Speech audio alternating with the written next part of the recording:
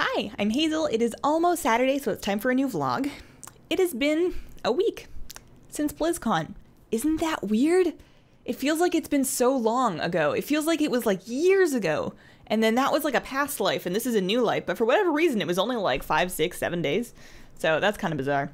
I had the Monday after BlizzCon planned as kind of like my post-BlizzCon work catch-up day to get a bunch of video stuff done. And then on Tuesday night, my internet went out, and it didn't come back up until like late Monday night. So I've been playing catch-up all week on video stuff, and that's had me pretty stressed out. But I think now that it's Friday, we're kind of in a better place. I think I've got at least a grip on what I need to get done this weekend to really feel like I'm on top of my life. Yeah, so it's Friday now, so everything's gonna be okay. What happened this week? Trials of Valor is officially out. That came out on this Tuesday. Halls of Valor. Trials of Valor. Yeah, Halls of Valor is the dungeon. Trials of Valor is the raid. You go to the same summoning stone. It's very confusing. So we are now 3 of 3 normal Halls of Valor. We did normal first, and then we started progressing on heroic Halls of Valor. And I would agree with the general community sentiment of Halls of Valor, Trials of Valor. Damn, I'm gonna be doing that a lot. Trials of Valor. It's a fun raid. I think the bosses are neat. I like their mechanics. I think they play well. I think they are too hard for the item level of loot that they give, but I don't know if that's really a problem, just because Trials of Valor is filling this point. It's filling this space where we don't get Nighthold for another, what, 7, 8, 9 weeks, maybe more. And we've all had Emerald Nightmare for a while, and we're pretty much done with Emerald Nightmare. So Trials of Valor is supposed to take up time. That's what the point of like a little mini filler raid is. It's supposed to take us some time, and there's only 3 bosses. So I think they may have leaned a little bit on erring on the side of tuning it harder in order to make it last a little longer so people don't immediately burn through it and then get completely out of things to do before Nighthold. I don't know if I care. It just makes it feel, the result of that, I think, is that when you get your loot, you finally down like your normal Helya or maybe your heroic Helya if you're super elite, and you finally get your loot and you're like, this isn't even that good. Like, I went through the entire Halls of Valor and we had a bunch of loot drop, and not one piece was even remotely an upgrade for me. I'm just spamming pass in every single piece of loot because what do I need this for? Nothing. It's not good. And I definitely understand why they couldn't give us a bigger item level bump. So, because obviously you don't want to overpower the Nighthold too much. There's going to be better loot coming then. We don't want power creeping up too early in the expansion. But it just comes off feeling a little bit like a waste of time, honestly. I'm at a point in Karazhan, related, where I'm looking at my gear and I'm looking at the gear that drops in Karazhan, and it would have to Warforge pretty high to be an upgrade for me, and Karazhan is a 2.5 hour commitment every week, so I'm at a point where I've done it twice and I'm just not doing it. Because the loot's no good for me. And I definitely understand that loot might not be the driving motivator for everyone. A lot of people might have like a really fun weekly standing raid guild night to do Karazhan, and of course Trials of Valor. So there's definitely value in content outside of the gear that it gives me. And maybe it's just because I'm trying to find time from my WoW playing time to like siphon towards PvP, and I just look at things and I go, is this worth it? Is this gonna give me anything I need? No? Okay, bye. So yeah, Trials of Valor is fun. The loot feels underwhelming, but I understand why they had to do that, because they didn't want people burning through it too quickly, and you can't have gear creep up too quickly before Nighthold either, so they're kind of in an awkward spot there, but yeah. Helya was a real mean lady. She was a tough fight, and that was on normal mode. Helya on heroic mode must be just insane. As far as videos for Trial of Valor, I'm going to be working with the footage I recorded from our normal kills to make videos for Trials of Valor. I'm going to try and have that out very early next week.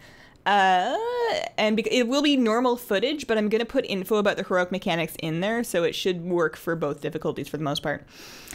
What else? In Overwatch, Sombra is on the PTR. I did a video with showing her skins earlier. I've had a little bit of time to play on the PTR. I didn't really do much outside the training mode, to be honest. I was scared of getting into PTR quick play and then just having, 6v6, 6 Sombras versus 6 Sombras, because that's just ridiculous. And you're not even going to get a feel for how she plays when you can't use her against anything else. So, but yeah, she seems fun. A lot of people are talking about how broken her kit seems, but I think it's really going to be a wait and see kind of thing. I have to have faith in Blizzard that they know what they're doing and they're not going to just destroy their game with this new hero. So I want to see how she shifts the meta. The fact that her ultimate depletes all nearby shields, so Zarya shields, Reinhardt shields, and Lucio shields, those are all 3 very strong characters in the meta right now, and I think they're pretty roughly countered by Sombra's ultimate, so I'm interested to see how she shifts that up. I've been playing Overwatch pretty consistently lately. It's just a really nice thing to do that doesn't stress me out, which is weird because you'd think it being kind of competitive, it would get to me. But for whatever reason, it's nice to just kind of zone out and hop on Overwatch and just sort of play for a bit and have fun. So I've been doing that pretty consistently, not every day, but most days. I actually finished my competitive placement matches, and I am a solidly average gold player, which makes me happy. That seems like a perfectly reasonable rank for somebody like me that can't aim to be. So yeah, Overwatch is fun. I can't wait to see what Sombra does to it. And I'm hoping that we get her soon. I know they're not going to drop Sombra before competitive season 2. I don't know when competitive season 2 is. I want to say it's soon. I would imagine we're going to have her before, like, too late into December, maybe around the time they do the Hearthstone expansion. We'll see. I don't know, but excited for that, excited to try her out. But I'm really feeling more of the Ana vibes lately. I can't aim, and it's very frustrating when I'm trying to heal somebody and I know they need my heal and I just keep whizzing darts past their head, but I want to work on it, so I've been playing a lot of Ana. Similarly PvP focused, but back to WoW, I got my Resto Druid, her honor talents, right after I recorded the Battleground episode that's going to come out on Sunday is the last one that I needed to get my honor talents, so now I have them all, and now I don't really know I know the next thing to do is 3s. So what I'm going to do, I think, is over this weekend, I'm going to try and find some time to sit down and clean up my user interface and add-ons to a point where I'm happy with the information I'm getting and I can process it all without it being too overwhelming or cluttered or like airplane console-y. So I want to spend some time over the weekend to sort out my UI. And then I guess I'm going to try and find some regular time to practice. I'm scared to pug. I did a lot of arena pugging in Warlords, and I had some good experiences, and I made some friends, and I also had an overwhelming majority of awful experiences that slowly chipped away at my psyche to the point where I was kind of in an emotionally bad place at the end of Warlords PvP. So I know I need to pug to get practice and get games in, and I know if I want to get better at PvP, the most important thing is putting in time and getting in games, and in order to do that, I'm going to have to pug, and it can't be that bad, but oh, I'm just scared. My soul is scared. Random people are scary. You never know what they're gonna say, and you never know how bad they're gonna take it. Especially right now when I'm rusty. I'm not very good right now. I did quite well last season with a lot of practice, but I haven't been playing in forever, and it's gonna take me a while to get back in the swing of things and learn all the new abilities. So yeah, I'm gonna try and do it, but I gotta be brave. What else? So this afternoon, live stream this afternoon, of course, is always on Fridays. Last week we scooched it up a day a little bit, but today's gonna be the normal time, 3 o'clock this afternoon, so Friday 3 to 5. And I think I've managed actually, I think so far in every live stream to do a slightly different activity. And I think the activity I want to do this afternoon is just sit down with a nice cup of tea and do some pet collecting. I am so behind on my battle pets. I don't have the rescued fawn. I haven't finished the safari achievement. I have not finished raiding with leashes. I have 2 pets left for that, and to be honest with you, I bought a lot of them. I have not finished. There's just a bunch of pets I still need to collect. So I'm thinking maybe this afternoon we'll sit down with some nice tea and hang out and chat, and I can collect some pets and maybe try and get the rescued fawn. Maybe we'll try and finish safari. I don't know if I can reasonably do that in 2 hours. I don't know if there's any rare spawn pets on that list, but it's worth a try. So that's the plan for this afternoon. What else? I've been watching, and this is weird. This isn't related to games at all, but I keep finding myself, especially late at night, Googling aquarium streams, and I can't find that many of them. There must be some kind of source that has 24/7 streams of people's fish tanks. I don't want video. I don't want recorded video. I want a live feed of people's fresh and saltwater aquariums. And it's hard to find, but I keep looking them up and then just watching them because for whatever reason, I've been really enjoying looking at fish lately. I would like a fish one day, but that's going to be a very far in the future thing because right now I don't have the time to properly maintain a tank. I don't have the space. I don't think I'm even allowed to have a fish tank in this apartment. So it's going to be a one-day thing for me eventually getting a fish one day. But I really like watching other people's fish. They swim around and then they do stuff, and they don't really do much because it's a fish and swimming around is like 90% of it.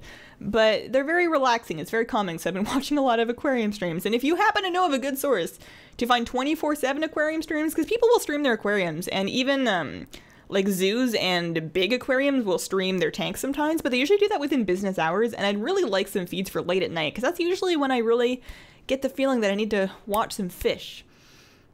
Anyways, questions for this week. I had some questions on Twitter that I figured I would answer here.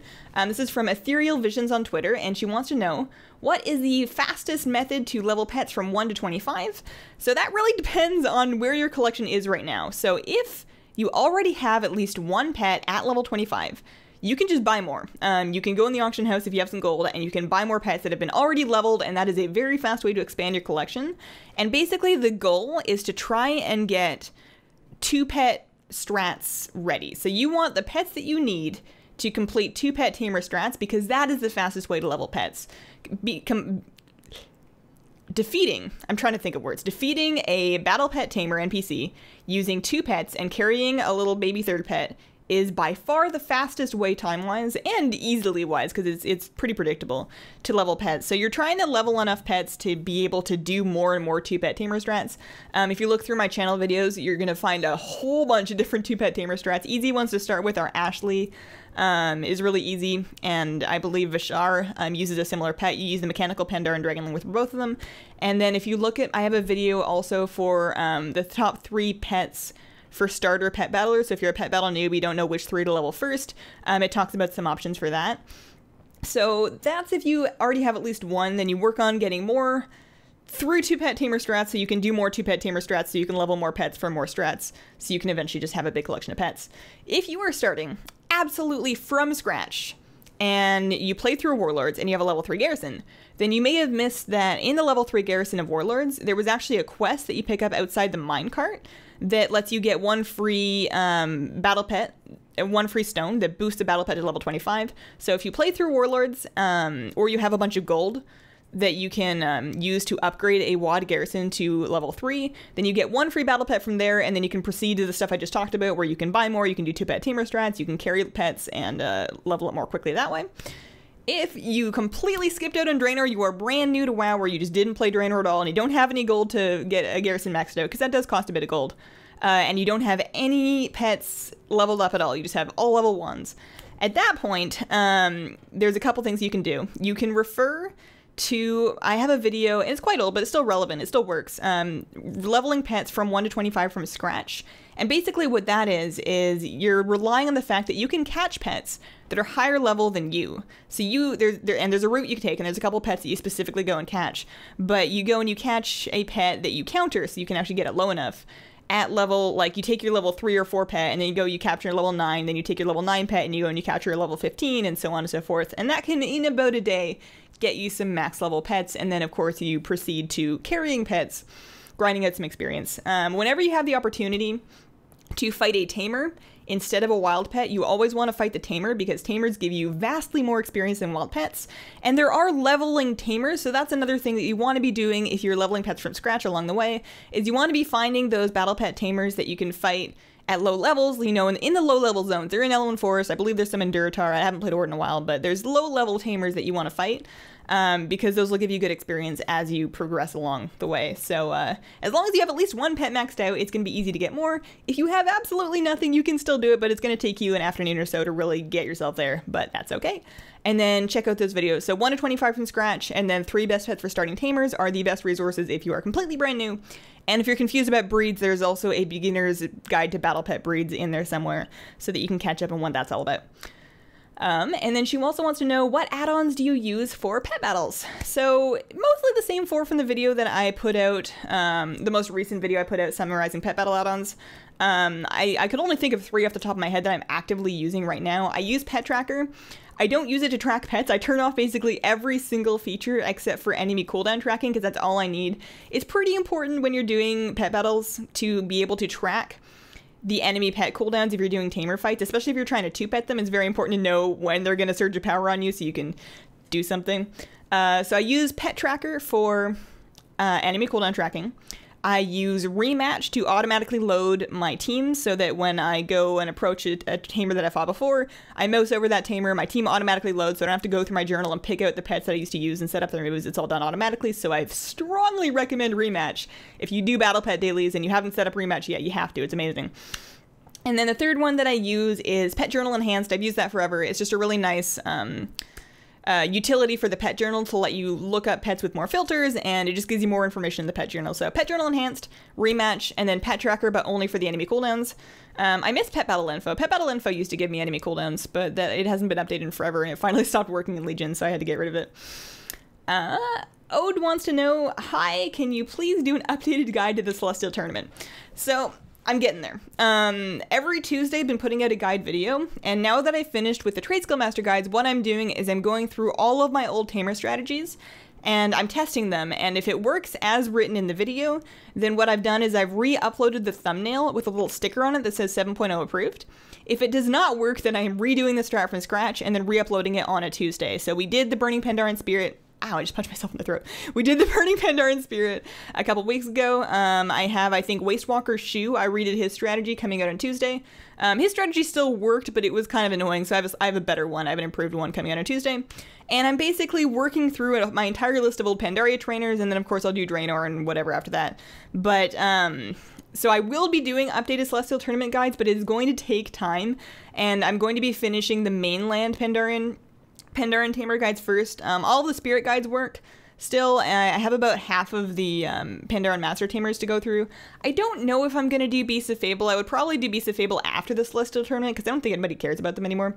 But Celestial Tournament, it's on the list basically, but it's going to be a while because it's a very time-consuming process, and I am starting from the beginning and categorically going through and updating my strategies. So it is happening, just not, I'm not going to just suddenly spit out 32 videos that are updated Celestial Tournament strategies, because it's just not possible.